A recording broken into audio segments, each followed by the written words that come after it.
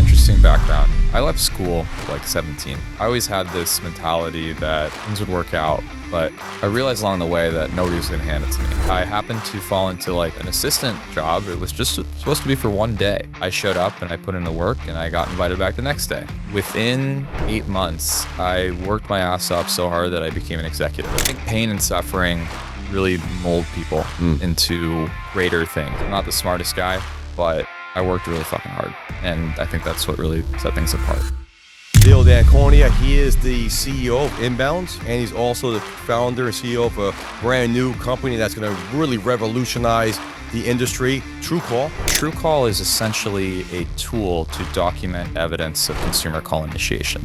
That is at its core what it does. You know, initially the idea was like, let's create something for our agency, but then it quickly turned into like, why would we keep this for ourselves? I signed up for the TrueCall. At the end of the day, this business is all about credibility. Right. You lose your credibility, you're freaking done. We want to give and empower the generators and the end users to be able to manage their own risk and their own compliance. I think we live in such an exciting time where the tools available to us have never been there before. And if you just constantly create and look for new ways to provide value and solutions, I think at the end of the day, you're always going to be doing well.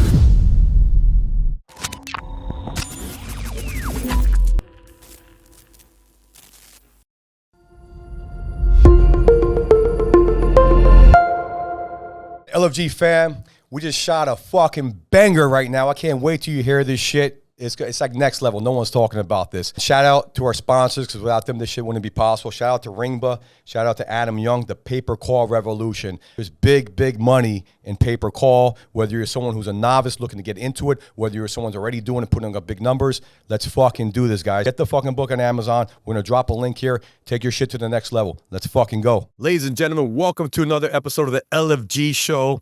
Man, we're going nonstop here. We got a good friend of mine. I've known this guy for a long time, done a good amount of business with him. Leonardo Danconia, he is the CEO of Inbounds, right? And he's also the founder and CEO of a brand new company that's going to really revolutionize the industry, TrueCall, right? Yeah, man. So I'm excited to have you on the show because listen, at the LFG Show, we talk to next level people doing next level things. I think you're a next level person. You think differently, you move differently, right?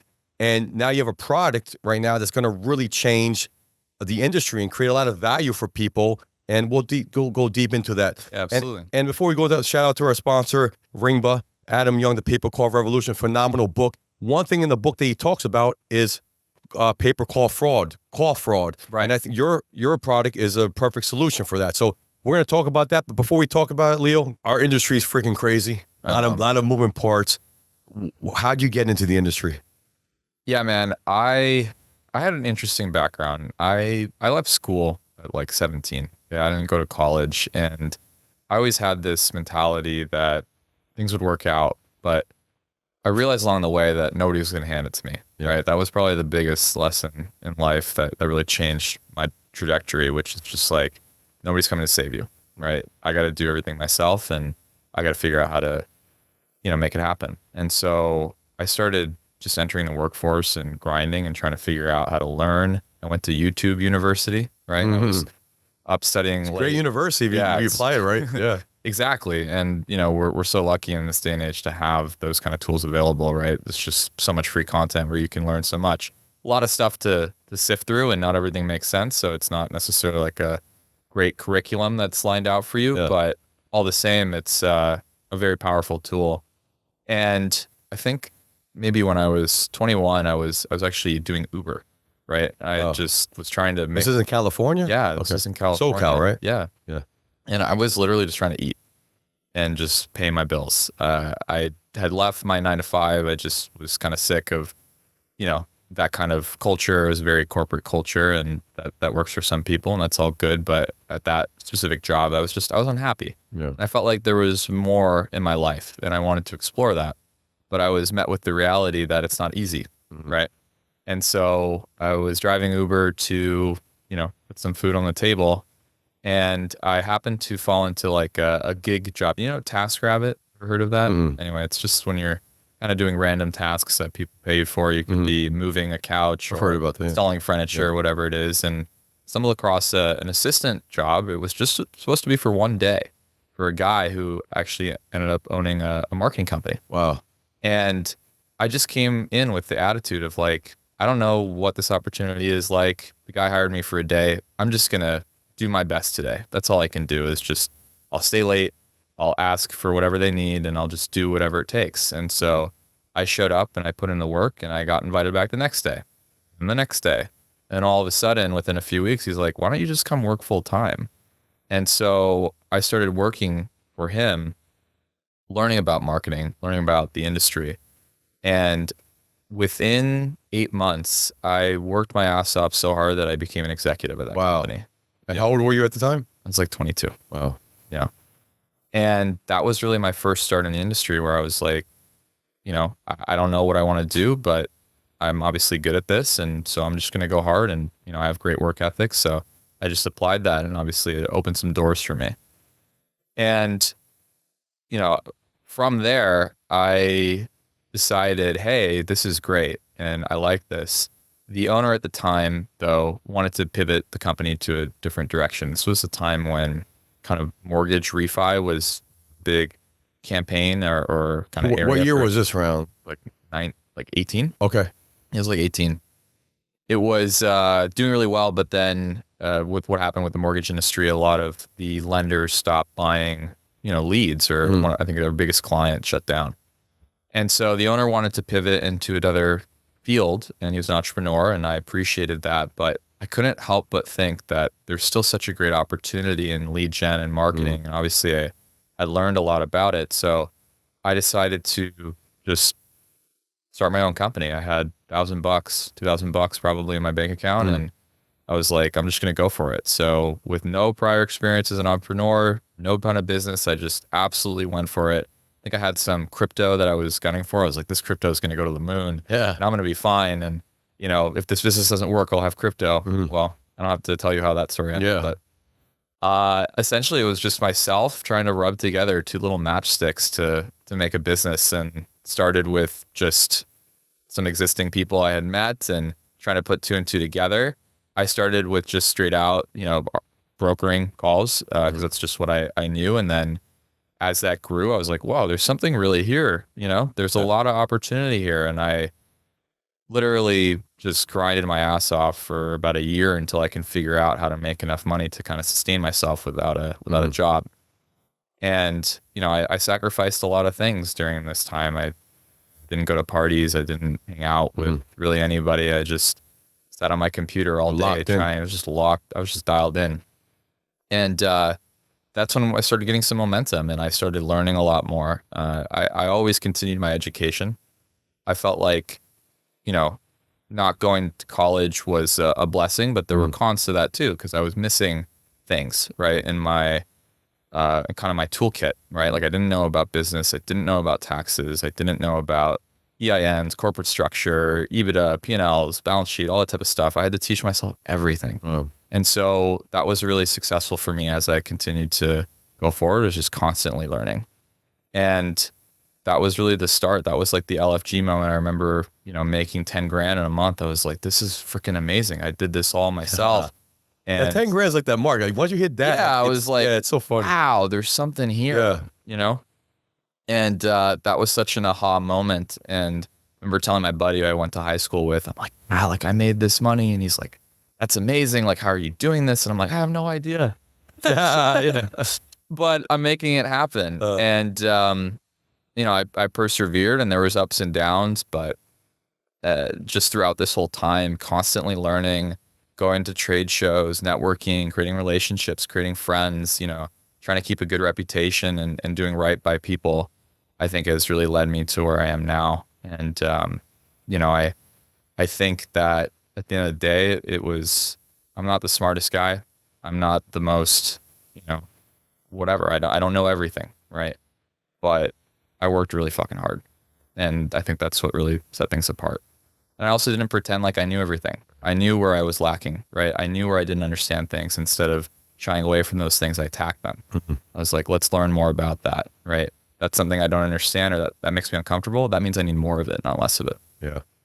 Man, that's a great story. And I'm glad you shared that. And, you know, I would never, I assume you graduated college and stuff like that. And the fact that I've always had this thought in Israel after I think everyone graduates high school, they go into the military, for 2 years, right? Yeah. And I read this book, what's it called? Startup Nation. And it talks about why is Israel so successful and powerful considering it's such a small percentage of the world population, but there's so many other percentage of people on the NASDAQ. Half the billionaires in the world are Israeli or Jewish, right? So it's just an amazing story. But I've always had that thought, like maybe this system in America is kind of flawed. And like, why do we go straight from high school into college and have to determine what we're going to do for the career? Like, do we need a year or two gap? I thought about doing that with my kids. You know, that I think that real life experience is very important. So I wanted to ask you, did you ever feel like a stigma not graduate? Do you feel like or did that give you like a chip on your shoulder? Like, I'm going to fucking do this regardless.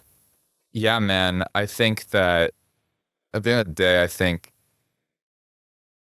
pain and suffering really mold people into greater things, right? Like if you think Hormozy says, right, if you want great character, you can't wish for an easy life. Yeah. You know, and I really believe that's true because there was a time when I was sitting 3 a.m.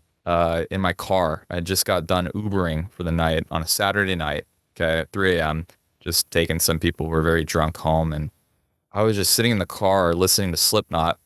And I was like, this cannot be my life. I cannot do this. I will not stand for this. There has to be more, right? And I was just so sick and tired of being sick and tired that I just decided I am going to do everything in my power to change this because no one's coming to save me, you know? And I think that's what made me what I am today. And I never forget that. I never forget where I came from.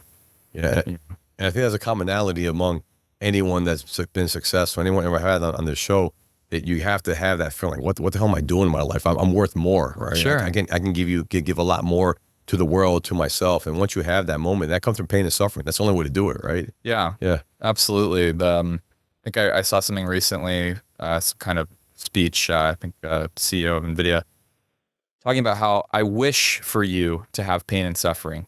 I wish upon you pain and suffering because that's going to build your character, you know? And I think that at the end of the day, you don't have to be the sharpest, you don't have to be the smartest, but having resilience and a work ethic that rivals, you know, the top people in the world is going to set you apart over talent. Wow, that you made me think a lot with that. And I thought you're big into philosophy, right? But so that's kind of that tied in there. But I'm thinking about my daughter's 12. Sure. She's gonna be high school, so then college. My son's going to turn 5 and have a newborn. You don't want to see your kids suffer, right? But they have to, man. And I guess you got to guide them through that when they're going through it. Let them know that, like the CEO of NVIDIA said, I wish you pain and suffering, because that's the only way you're going to grow. If you don't have that, then I mean, it's going to come one way or the other, right? It doesn't matter how you deal with it. So thank you for talking about that. Yeah, absolutely. And I mean, even today, I mean, obviously I've had some level of success and, you know, life is a lot better than it was, but not easy, you know. Like we get on this show, we talk about the highlights, but no one sees the other stuff. No one sees the other stuff. And I think that it's just new levels, new devils. You know? I like that. New levels, new devils. Wow. Yeah. You know, it's just, you get to everything's relative, right? So you kind of come up and then you have different problems, but they could be bigger problems, right? Or there's a different nature to them, but they're still problems. And no matter where you are, right?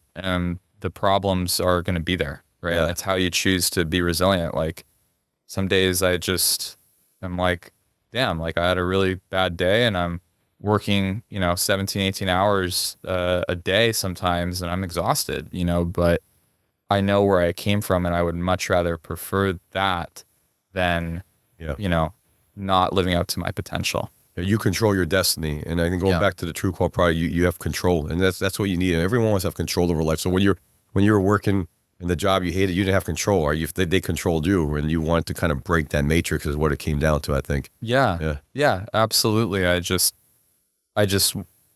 whatever. I just felt like there was something bigger, and I just would feel like a disappointment to myself if I didn't try my hardest. Yeah. You know, and some people try, but then there's really trying, right? There's really a difference between wanting something and wanting it to your core so much that it consumes you, right? Mm.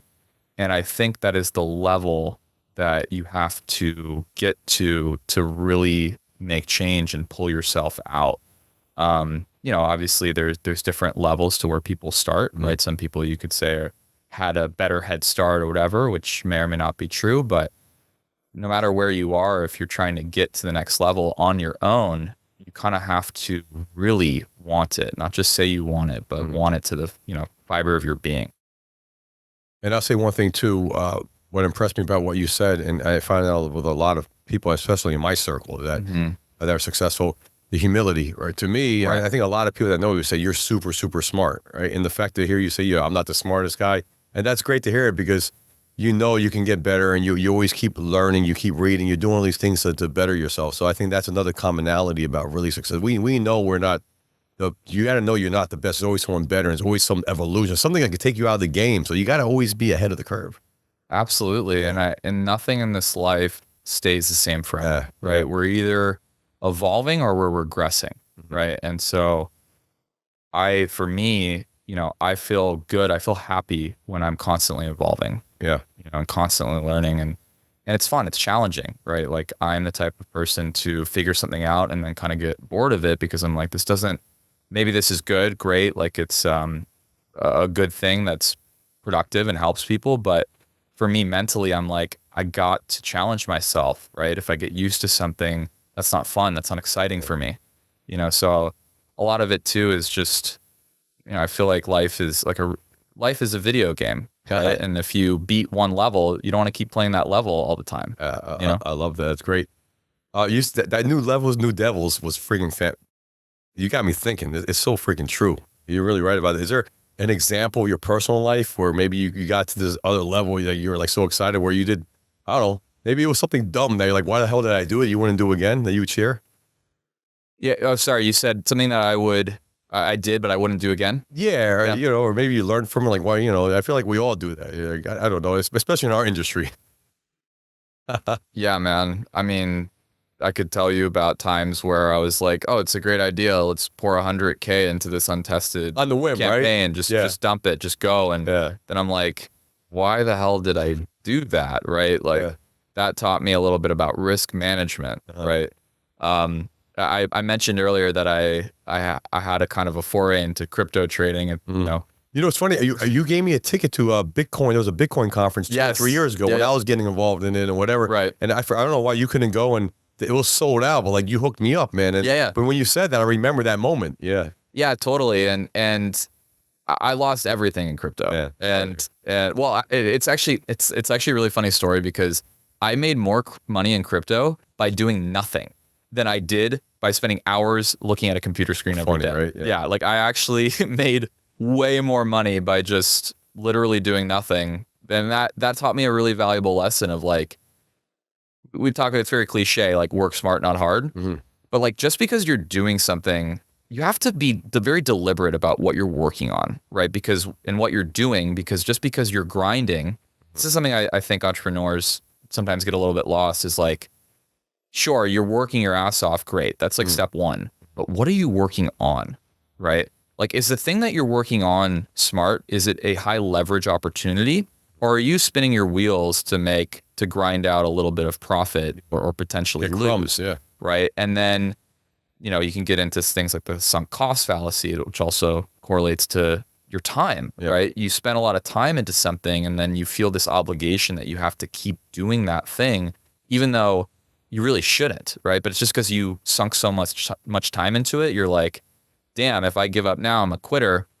But that's not necessarily the smart thing to do, right? It's like picking the thing to work on and going at it with an edge is way more important than necessarily just hitting your head against the wall for the fact of saying I'm grinding, So that was something I learned too, is not just working your ass off, that's a given, but working your ass off on things that have the highest chance of success while mitigating risk is a big lesson I've learned. And that's great. I've learned that through experience too. I read a book called 10X is Easier Than 2X. Yeah. I've really changed the way I look at things. Right. I'm always someone that's always on the move. You know that. I'm like just doing a million things, but I had to analyze, is this a 10X thing I'm working on, or is it 2X? And some of the stuff wasn't even 2X. Some stuff like 1.2X. Like, my time is more valuable than that, right? So when you start thinking along those lines, man, your business really starts to accelerate. You look into bigger opportunities, because our time is limited, right? We only have so much time on the earth. Exactly. Like, you got to focus on the things that are going to really, really move the needle. Yeah, 1000%. And that's a big lesson too, is the concept of leverage, right? You know, Archimedes said, if give me a lever long enough and a place to stand and I'll move the earth, right? And that's so true, right? You can choose to work on things that in theory sound good, but if you're trying to get the maximum impact for your time, you must choose those things that have the highest leverage, right? Or you just might, if that's your goal, right? If obviously people have their own passions and do whatever they want, that's great. But if you're trying to do something big, you're gonna be in a better position if you start with something that's a higher leverage opportunity. Yeah. Right.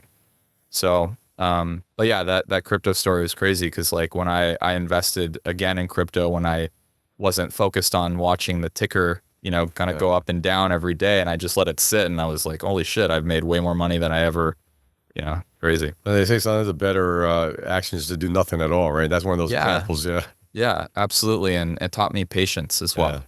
That's awesome. So I know you're big into philosophy, right? What if there's one philosophy book or philosopher that kind of made a big impact on your life, or you recommend that the user or listeners of the LFG show listen to or learn more about, who would that be, or what book would that be? Yeah, it's a great question. I don't necessarily have one particular one because so many people have impacted the field, in terms of philosophy, and I've really essentially distilled down a lot of the things I've learned. I kind of get snippets from here and there from people I look up to, people like Alex Hormozy and guys like that who are doing awesome things. And I kind of take little bits and pieces from everywhere and find what's real for me. And I would say not necessarily like, hey, you got to check out this thing. I would more urge people to remember that things are only as good as they're useful to you, right? And you should never do something just because somebody has authority and expertise, because if that thing doesn't work for you, then it really doesn't matter, and you should discard that, right? And you should focus on those things that actually have practical application and actually change your life for the better, and not do it just for the sake because somebody told you to do it, right? You got to see it for yourself.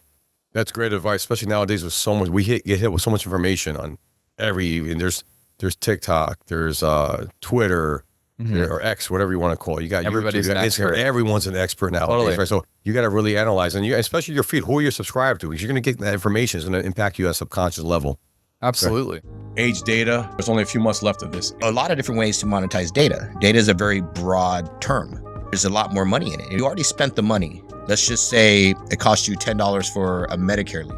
You make $1 million in sales, you really only made $100,000. And you might not get paid by your advertiser. What if I can get an extra 50 cents, $1, $2, $3 per lead in perpetuity? What does that do to my marketing campaign? What does that do for the stress of the profits of my company? A percentage or two at those kind of numbers are huge as moving the needle. So for us, what I love about age data, the hard part's already been done. Now it's just a revenue left for your company. What would the extra $10, $20, $30,000 a week do for your business? Absolutely. All of our big partners are making hundreds of thousands, if not millions a year with us. They're never going to have this gold rush again. Let's talk about your, what you've been doing. I mean, I know you through inbounds.com. Explain who they are, and then we'll talk about the evolution into TrueCall. So yeah, inbounds.com is really the brainchild of myself and our partners, who kind of all had kind of separate companies, right, in the space. And we came together and we were like, hey guys, like, why are we trying to do this kind of half-cocked? And why don't we come together and try to create something a little bit bigger than the individual sum of our parts? And that was really the genesis of Inbounds. My partners are amazing guys with even more experience than me in the industry. And that was really the idea. It's like, hey, let's do owned and operated. Let's create our own websites. Let's get our own technology together, hire a dev team and essentially go from there. And that has been an amazing journey. We've grown it from, absolutely nothing to doing a solid amount of top line every year. And, I think we have 45 employees now, which we're it's the most employees I've, ever had. And so it's been a rocket ride for sure. And the bulk of what you do, the main focus is legal, right? And inbounds. Yeah, absolutely. So, for us, while we do some insurance and we do some home services, legal is where we just found a lot of blue ocean. and we were able to kind of get in there a little bit earlier, and try to find some kind of edge. And we have established a lot of good clients in the space, working with lawyers and attorneys, etc., which, for some may not be their cup of tea, but, to each their own. And I think that the relationships that we have forged are awesome and will be sustainable long term. And I think that's in our industry, everyone's always trying to make money. There's a lot of money in the industry, but there's a lot of shiny object syndrome as well, which I'm sure you see. You go to these shows and like, what's the next thing? And right. I went to the Geek Out on Saturday, Geek Out tour, and there was a lot of anxiety, I think, because there's a lot of shakeup going on in ACA. I'm sure you've seen there. A lot of shakeup going on. People, that's billion-dollar companies stop buying leads. There's like federal investigations, go like crazy stuff's going on. So people are nervous. They're looking for the next thing. But I think what you guys are, you narrowed in. Illegal's evergreen. That's not going to go anywhere. I heard 17,000, 20,000 people get into a car accident every day, something along those lines, right? But it's not easy to penetrate. No, and that's a great point, because like you just said, there's really like a finite amount of car accidents out there, right, for MBA, and there's only a finite amount of qualified victims of mass tort.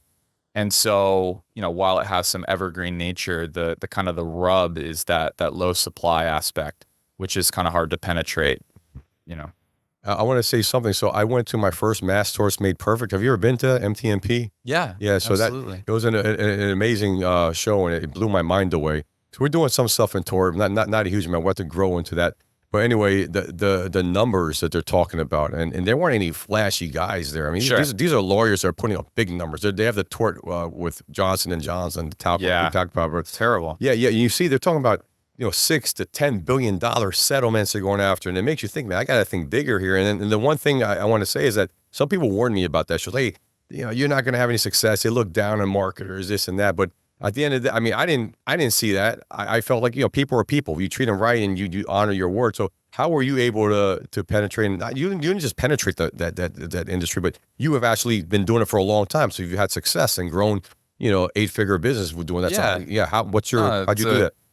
It's a great question. I think that, as you kind of mentioned, attorneys are maybe a little bit more cautious about who they work with. I think they have a lot on the line to risk, especially. Yeah, the reputation is important. Ethics is a massive aspect of everything an attorney does. Yeah. And, if given enough transgressions, they could potentially lose their license over, bad marketing, right?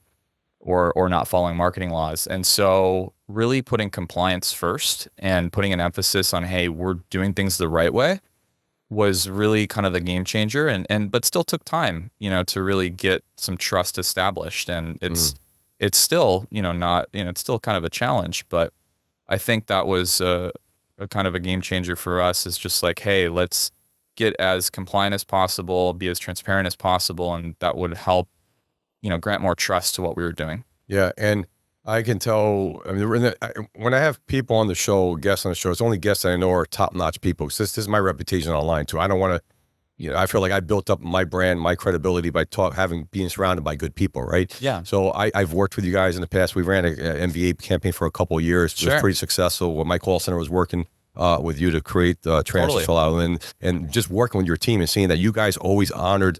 You always looked out for your client. And in the beginning, it wasn't, it was a new campaign for us. So there were mistakes made on my side. We had to put in quality assurance, but we fixed it, right? And you worked with us through that. And that was key. And I think that, guys, you talked a lot about communication and transparency. And that's a big issue with our industry, and is that everyone wants to sell leads, right? But they don't always sell what they say they're going to sell. They sell like a bag of goods. And then at the end of the day, you're the one that's taking the risk because your name's on the line. These lawyers are taking a risk with a new lead vendor, right? So they're going to be cautious, like you said.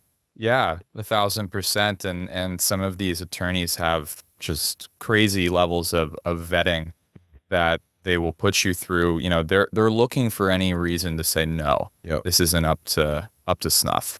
Yeah.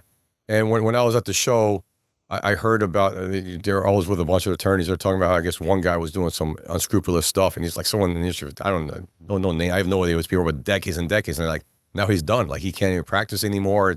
And that's a shame to, spend so much time doing something and then be done. But that applies to our industry as well. Mm-hmm. I narrowed in on solar in 2016, became top 5 in the industry in solar lead gen. We're still doing solar. Solar's changed a lot, obviously. But the point is that if you narrow in on something, you do the right thing by the clients, the right thing will come back to you. And sometimes people lose sight of that. Absolutely. And, you know, look, like everything that we do is difficult, right? Yeah. And I think that there is a line that just needs to be walked. But like you said, in the long run, you know, if you stay on the right side of that line, it will come back to you and pay dividends. Yeah. And you guys are shining proof of that. So I want to transition a bit here into what you're doing right now. And this ties into pay-per call. Pay-per call, I think, is about to explode because of all this new changes going on with single opt-in and everything. I just interviewed Adam Young on the show from Rainbow. Yeah, great interview. Tons of opportunity. But alongside, anytime there's big money involved, there's going to be unscrupulous people looking to get over on people, right? And you were, I don't know what the better word, but you're a victim of that, right? So were your clients in the sense, and because of that, you created a solution. And I want to talk about my experience. I've been doing this since 2016. Mm-hmm. There's something called a dumb tax in business. You do some dumb thing and then you pay the ignorance tax, dumb tax, right? So absolutely. You pay it down over time. Yeah. So back in 2018, 2019, you know, I'd have some guys I trusted. I'd buy leads from them. It turns out these leads weren't compliant. I had some issues, TCPA, had to like get attorneys involved. Cost me a lot of money. And one big one wound up costing me 6 figures, 150 grand it cost me. Then like a year later, I had another one that was 60 grand. So all in all, these dumb things, the ignorance tax, dumb tax, wound up costing my company, me, probably $300,000. Sure. Which is, for a lot of people listening, that's $300,000, a lot of money to throw out the damn window, right? So I learned, I buttoned myself up, knock on wood, we haven't had any issues in like 3-4 years. We buttoned ourselves up, right? Awesome. Have a compliance department, all this stuff, right? That audits. You had a similar experience, but yours was way, way bigger. When I heard the number, like, holy fuck, how did you make it through this? So can you, let's talk about that whole situation. Yeah, no, it's definitely burned in my memory, and I'll just give you the full story. I mean, we were trying to augment our internal marketing efforts, right? Which is not a bad thing to do. You know, you can. That's how you scale. Yeah, it's how you scale, and you maybe scale quicker. And so, you know, we have some great relationships with clients, and we were sending them our calls, which was fine. We were like, hey, you know, maybe there's some trusted partners who we respect and know in the space who would be able to send us some additional calls. It's a win-win, classic kind of setup. And so, you know, we were obviously cautious, and we went into it like, hey, like, we want to make sure we're getting inbound phone calls, right? That was the first thing. Like, let's make sure we're on the same page here. And we must have went through that like 3 or 4 times. These are inbounds for sure. They're inbounds. Like, you know, you're not going to give us anything else. They got to be inbounds, etc. And this company swore up and down on their life that absolutely these are totally inbound calls. Don't worry about it. You know, you don't have to keep asking us, right? We almost were becoming annoying. Like, want to make sure. It was also through a referral, so we felt like there was some added trust there. Yeah. But that was the issue, right? Is that kind of blind trust without verification. And unfortunately, you know, while we started getting calls and they were great, we started getting some inbound calls and we're like, wow, the quality is great. Like, this is looking good. All of a sudden I get that phone call, you know. A dreaded call. Shut everything down immediately, right? And it's never had a good time. It's always the worst time of the day. Yeah. It's on a, you know, Monday morning, you're just waking up, shut it all down, or it's Sunday, whatever. Yeah. And, you know, what had happened was when we started to investigate it, you know, we were like, what's going on here? You guys promised us inbound calls. And they're like, yeah, it's totally, like, they were still kind of defending that these were inbound calls. And at the end of the day, what happened is that it was actually, in my opinion, a little bit worse than, you know, some kind of professional plaintiff or litigator or whatever. It was actually a retired judge. Oh. You know, essentially got a phone call that was an outbound call, right? And there's something in the legal space called solicitation, right? You're not allowed to solicit people for legal services unless they asked, you know, for information about your services. They kind of have to lead the way, similar to how the TCPA, you know, you're supposed to consent to be contacted. But there's this whole, you know, other very similar thing in the ethics codes called solicitation. And he decided, or he, you know, was getting solicited for, I guess, motor vehicle accident. And he didn't just stop at like, hey, let's, you know, you guys are violation of TCPA, like, I'm going to sue you. No, he went all the way up to the end user, which was an attorney in this case, right? He got the attorney to come to his house, right, unbeknownst to him, and cornered him and said, hey, you're soliciting I'm going to the state bar. And when a retired judge or anybody complains to the state bar about solicitation, it's super serious, right? And so, what ended up happening was, we lost our client, which was a client who was spending millions of dollars a year, right? So that was a massive loss, massive hit.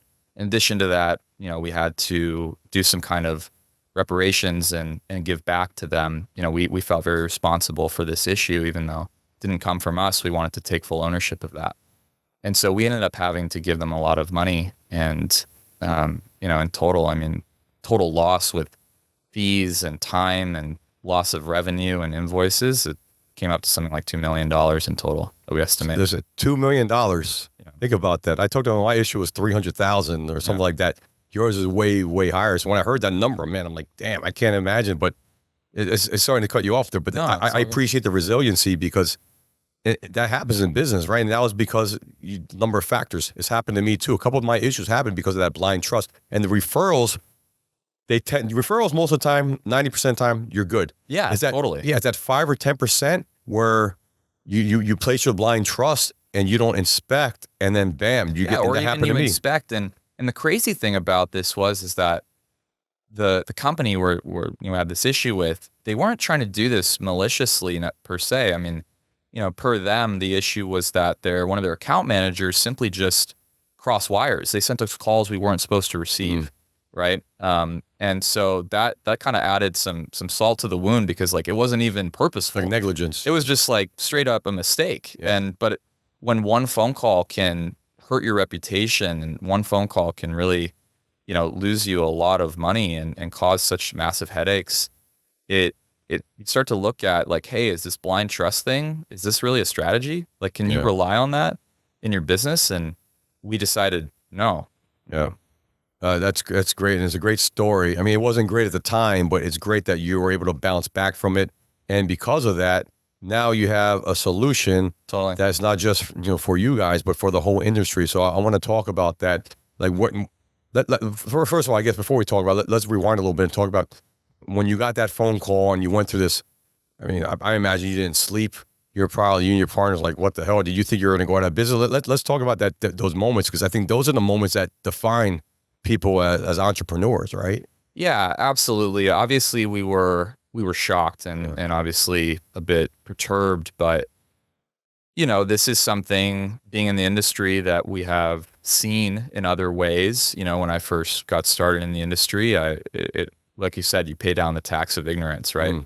And so when you're relying on third parties, sometimes if you don't have the knowledge of how to vet them, right, or they're trying to do something malicious, you can get the short end of the stick there. And so because I think we had that experience in the past, while this was a much bigger issue, we kind of kept our heads on as straight as we could and just we're going to take full ownership of this and we're going to do right by the client and try to make good, because I think at the end of the day, our reputation is the most important thing in business.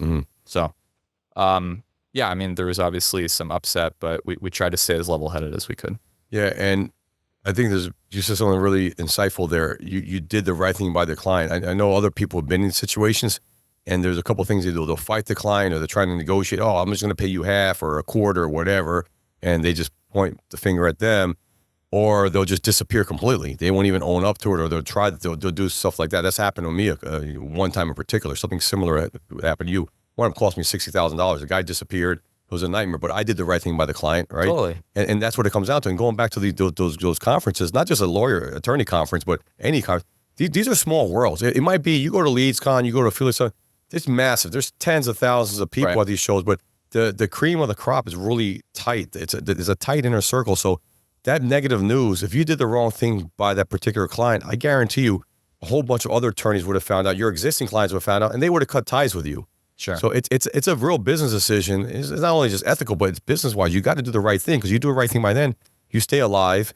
you keep moving in the right direction, and you got to live to fight another day, man, and come up with other solutions. Yeah, absolutely. And that's business. I think you can only really fail if you stay down, right? Every day's a new day. So we just try to make every day better than the one before. Yeah, I love that. You can only fail if you stay down, right? So I had a similar experience, the $150,000 issue, and I made it right. And at first I was like, man, is there I was trying to think if there's any solutions to it. Let me just, I got to bite the bullet. I was wrong.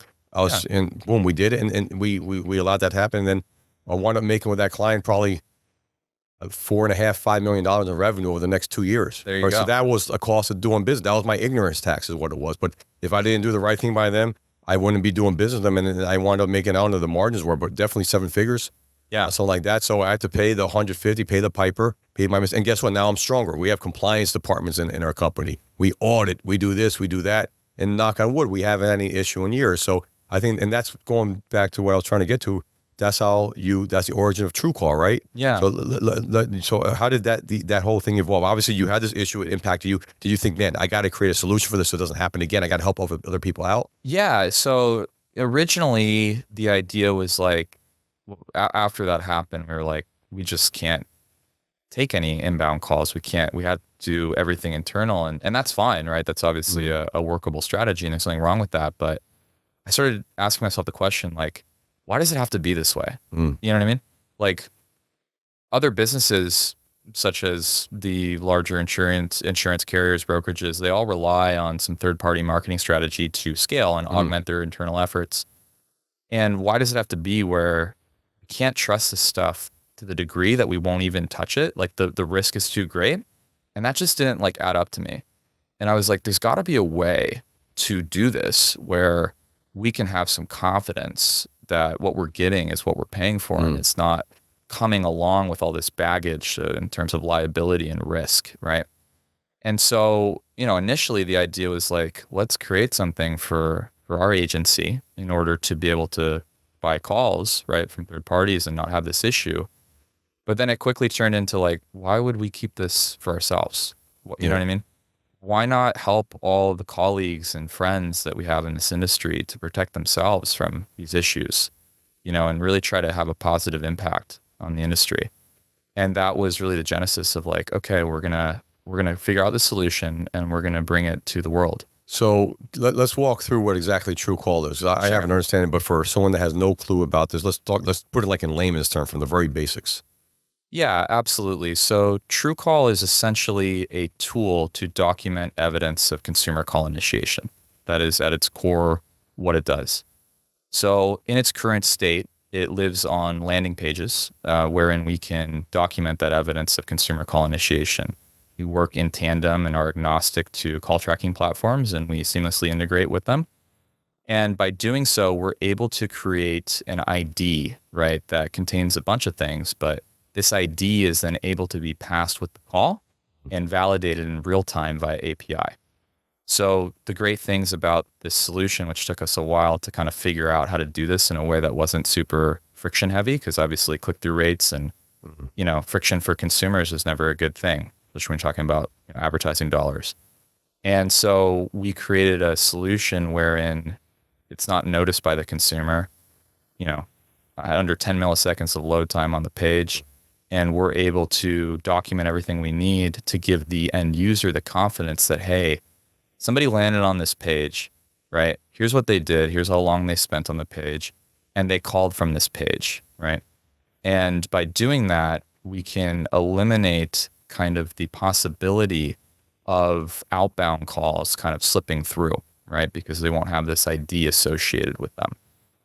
Does that make sense? Yeah. So I'm going to bring it back to my example, which is similar to your example. What happened to me a couple of years ago in one of my companies, a pay-per-call company, we had a campaign in insurance, and we were starting to scale it. We went from like, I don't know, $2,000 or $5,000 a week to $10,000 a week to $20,000 a week, and we got it to like $40,000, $50,000 a week, right? And I'm like, God, this is great. Now we're going to get it to $100,000. We're going to start scaling. I was like, we're in that right spot.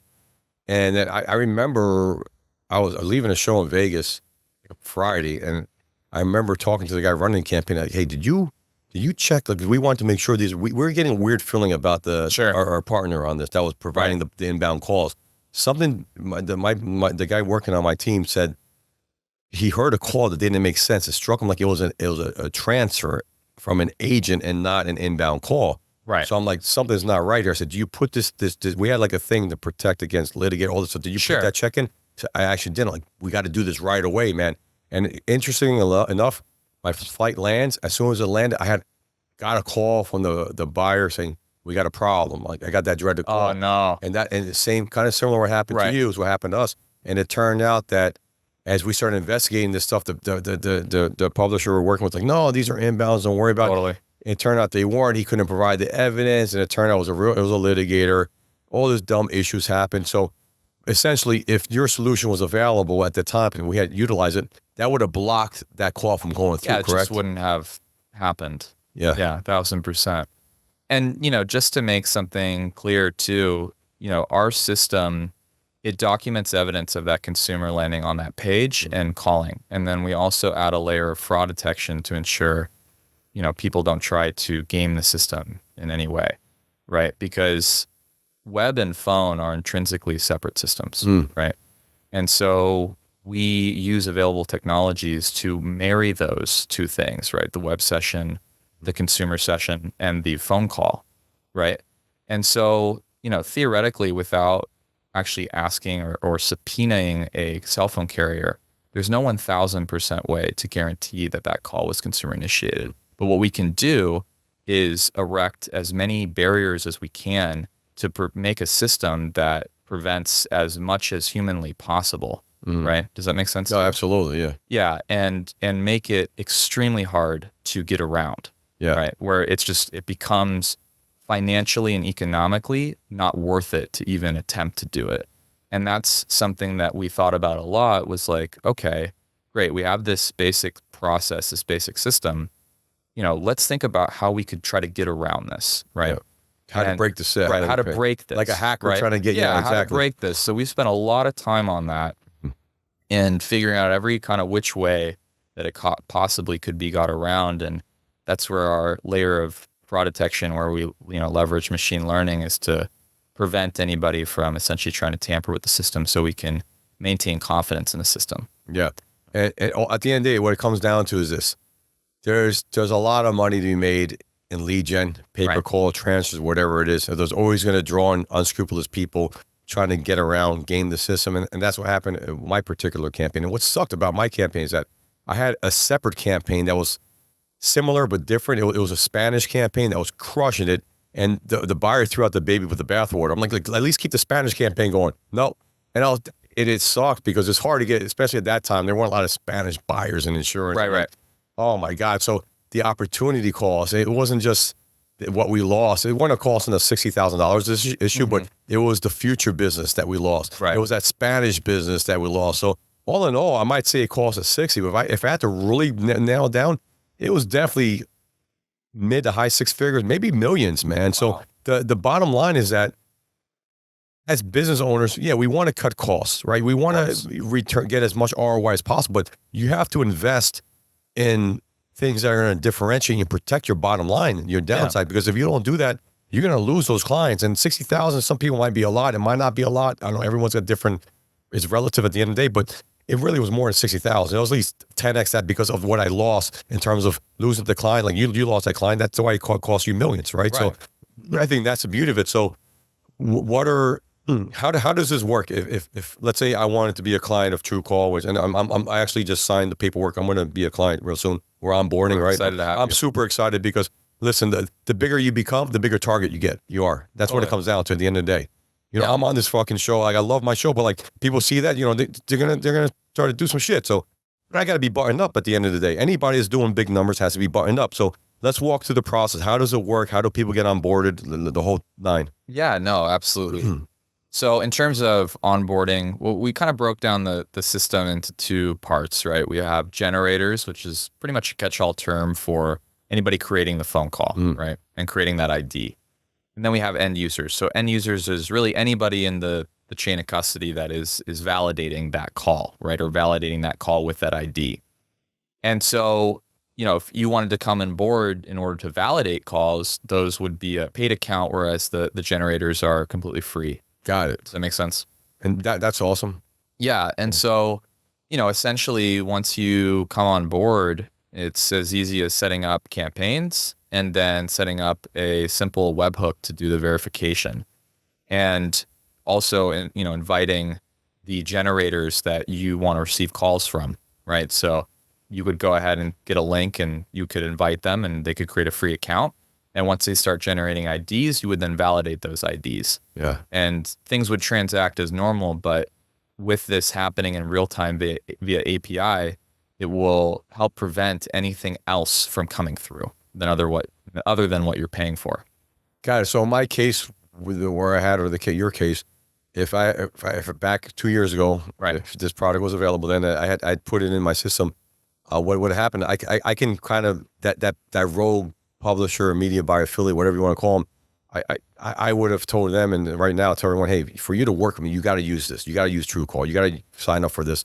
And then that would have just made sure that call didn't go through. And then what probably would have happened is that would have showed this guy, he would have been caught with his shorts down. Hey, I can't do it. All these excuses would have come out, right? So right. That's essentially what I think is going to happen. You're going to really create transparency. Yeah, absolutely. And I think that, there's a lot of, awesome publishers out there and generators who we've talked to who have absolutely no issue with integrating with this. But of course, there's going to be some who are doing outbound calling, right? Yeah. And they want to sell you what you think is an inbound call, but it's actually an outbound. And of course, those people are going to push back a bit, Yeah.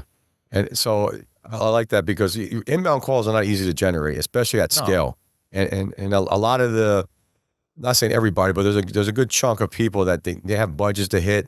And when you see you start to provide good quality, you see someone open up a budget to, let's say 50,000, 100,000, some really good number per day. Right.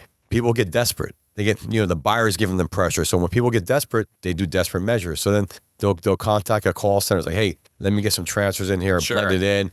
And then the call center, they think is calling on good data, but they're doing blind transfers, all that stuff. Right. So at the end of the day, you're shooting yourself in the foot. It's better off being honest, saying, listen, I can't deliver that. This is what's going on. But anytime there's money involved, that's what people do. They're looking to, not everybody, but the unscrupulous characters will do it. So I love that this creates that transparency.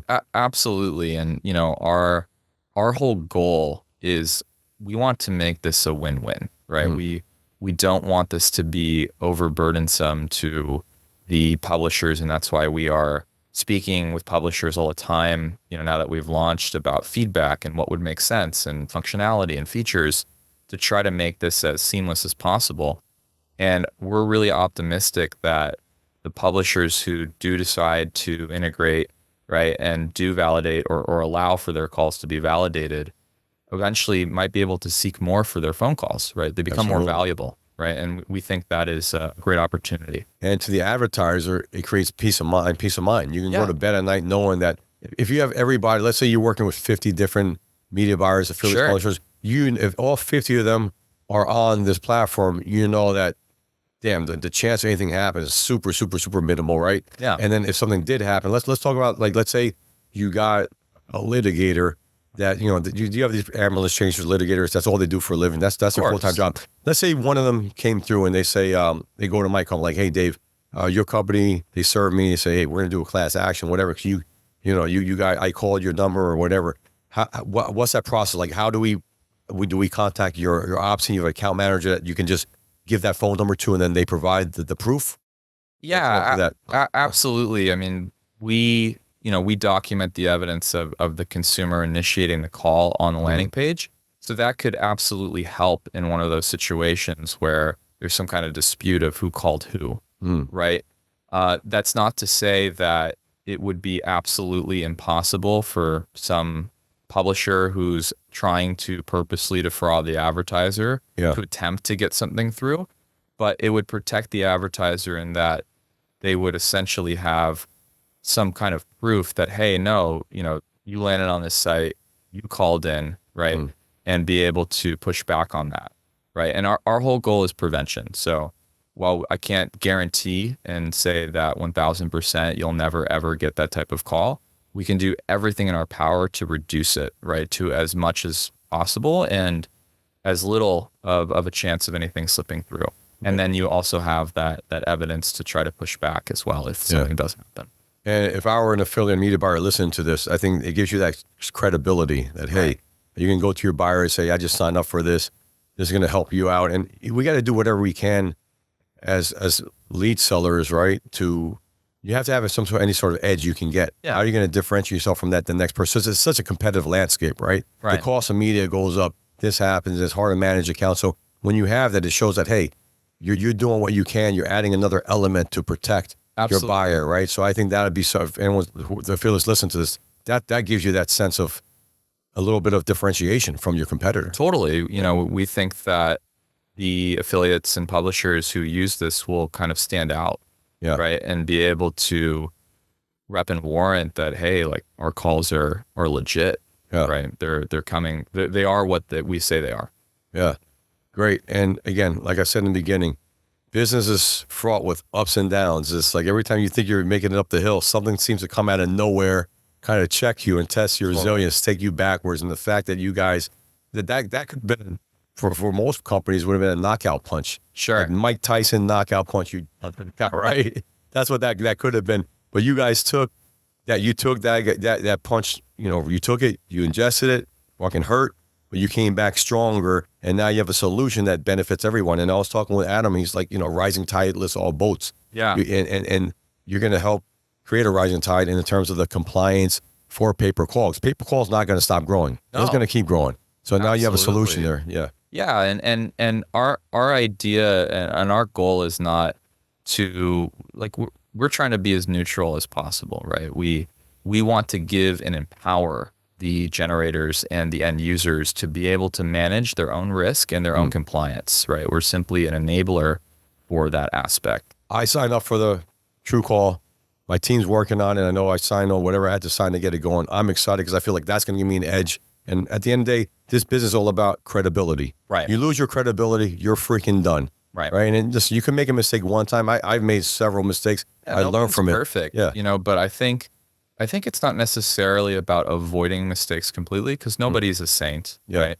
And we're all human. We're all trying to do big things, but it's how you own up to those things and take responsibility for that I think defines your character. Absolutely. And the actions speak louder than words too. Right. And you paid the piper in your case, like I did in my case, right? With your client, you said you're sorry about it. And not only that, you created a product to help not only protect you. Initially, you did to protect yourself, right? You did to protect your company, but you realized, wow, this product is so good, I need to get it out there to market.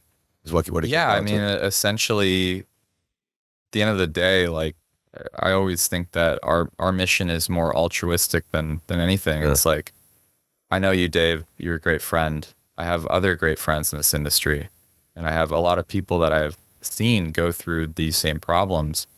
And I just thought, how nice would it be to be able to contribute and make an impact and help those guys, because I care about them, you know, and I care about businesses who are doing things the right way, you know, because those are the people who help society and move things forward. You're absolutely right. Small business. I've read some stat. I forgot what it was. It was like, I don't know what percentage of the economy it is. It's way higher than most people. I can't believe I forgot the stat, but it was high. It was like 60 to 80%. It's small businesses, you know. So I think small business is fine anyone under 50 employees. Right. But so it's just incredible. And you're about to get the next. You're at 45. You're going to be past that, you know, at some point soon. But, you know, congratulations to all your success. And I love being around people that always looking for solutions to help, because business evolves. There's always new challenges, and you'll create this product, and who knows, maybe it'll evolve in a few years. Pay-per-call will take a whole nother direction. Who knows what's going to happen, but totally. Yeah. And the good thing is that you guys don't rest on your laurels. Like, again, I was with Adam before, and he's just constantly looking, how do I create more value? Yeah, you're looking to create that. more value, and that's what it comes down to. The more value you create, the more money you can make, the more you can reinvest in your people, the more everybody wins.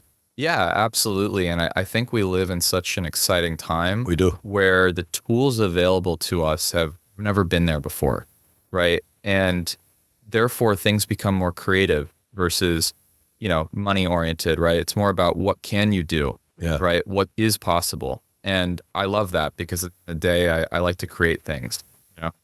And so that's just that is what excites me, right? Like, maybe the direction of the industry will be totally different in 10 years with the rise of AI. Who knows? But if you just constantly create and look for new ways to provide value and solutions, I think at the end of the day, you're always going to be doing well. And great. I love everything you have to say. And you got to always continually, no matter how old you are, how young you are. And again, with all the rise of the new technology, we're just outside there. I saw the Tesla truck, whatever it is. So cool. It's funny. I saw one with about a month ago. First one ever. So now I see them everywhere. But hey, it looks kind of funky. But hey, you have these Teslas that could drive themselves. And I was in Dubai, and they're down now. They're starting to create those like flying taxis. I mean, it's just crazy. You got to always be ahead of the curve. You got to evolve, and that's one thing. I've known you for many years. I know your partner David, and you guys, you don't rest on your laurels, and that's why I think that you've grown so much, and you're going to continue to grow. So with that being said, how can people find out more about you? How can they find out more about your product here, and how can they sign up?